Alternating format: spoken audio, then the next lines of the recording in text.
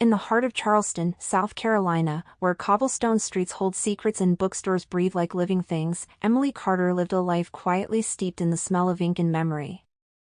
She never planned to stay. But 7 years ago, when her mother died suddenly, she came back to run the family bookstore. The same bookstore where her parents met. The same bookstore where her own love story started. And ended. Emily had everything once. Daniel Brooks. A boy with a camera and a dream. A boy who told her once, "You're the only chapter in my life I want to read over and over." But dreams, like seasons, change. The sun filtered through the stained glass windows of Carter's pages.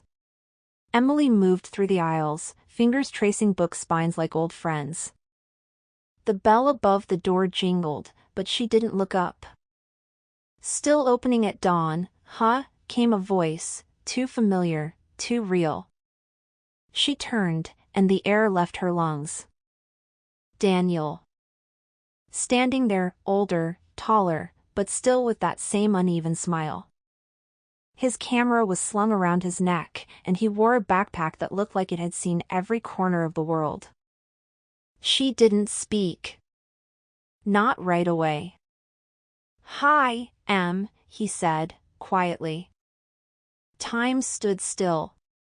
And then rushed forward, all at once. They were supposed to move to New York. Daniel had gotten an offer to shoot for National Geographic. Emily was ready to chase her writing dreams. But the call came on a rainy Thursday. Her father had a heart attack. 2 days later, her mother had a breakdown. And suddenly, Emily couldn't go. She begged Daniel to stay. Just 1 year. But he said something she never forgot. "I can't stop my life for you, Em." She watched him walk away with that same backpack. He never came back. Until now. Present day, back room of the bookstore. "I'm not here to mess up your life," Daniel said, holding a worn envelope in his hand. "But I found something. In my camera bag. A letter. From you." Emily's eyes widened. Her heart stuttered. She remembered. That letter. The one she never meant to send. She had written it after their last phone call, the night she watched his photography exhibition online instead of being there in person. It had been a storm of honesty. Of love. Of pain.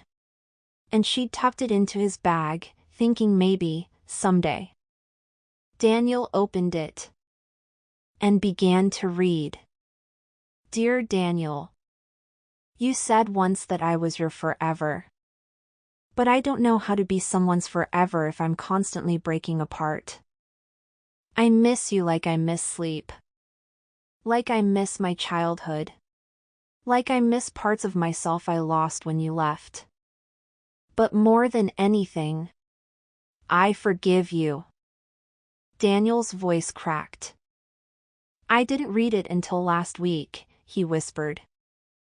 "I was in Morocco, clearing out my bag before a shoot. And there it was. Your words. Frozen in time. I cried on a rooftop that night." Emily blinked back her own tears. Her voice was barely above a whisper. "That letter was my way of letting go." Daniel stepped closer. "What if I'm not ready to let go?" Emily sat on her balcony, wine glass untouched, eyes fixed on the Charleston skyline. Maggie sat beside her, legs curled under her like a child. "You still love him," Maggie said. Emily didn't deny it. "But love's not enough, Mags. He chased the world. I stayed here and buried our parents.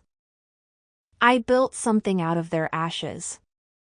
And he He built a life I can't even picture myself in. Maggie touched her hand. But maybe he came back because he finally realized. You were the home he was always looking for. Daniel stood near the poetry section, staring at a copy of Rumi. Do you remember? He asked as Emily walked in. She nodded. You gave me that on our first anniversary. Page 27. The wound is the place where the light enters you. Daniel smiled softly. I'm sorry I left. I thought chasing my dream meant leaving everything behind. But I didn't realize. You were the dream. Tears welled up in Emily's eyes. Why now? He looked at her, and for once, there was no camera between them. Because now I know. No picture I ever take will mean anything. If you're not in the frame. Some people spend their whole lives looking for closure. For Emily, it came in the form of a letter never meant to be read. And a man who finally came back not to take her away, but to stay. The store was packed. Emily stood in front of a small audience, reading from her self-published memoir, The Letter She Never Sent. Daniel sat in the front row, his camera resting, for once, on his lap. She closed the book with a soft smile. This is a story, she said, about losing love. And finding it again when the heart is finally ready. Applause followed, but her eyes locked only with his. They say life writes its best stories. But sometimes, the best stories are the ones we write ourselves, with trembling hands, scarred hearts, and hope stitched between the words. This was her story. And for once, it had an ending she could believe in. Or maybe. Just maybe. A beginning.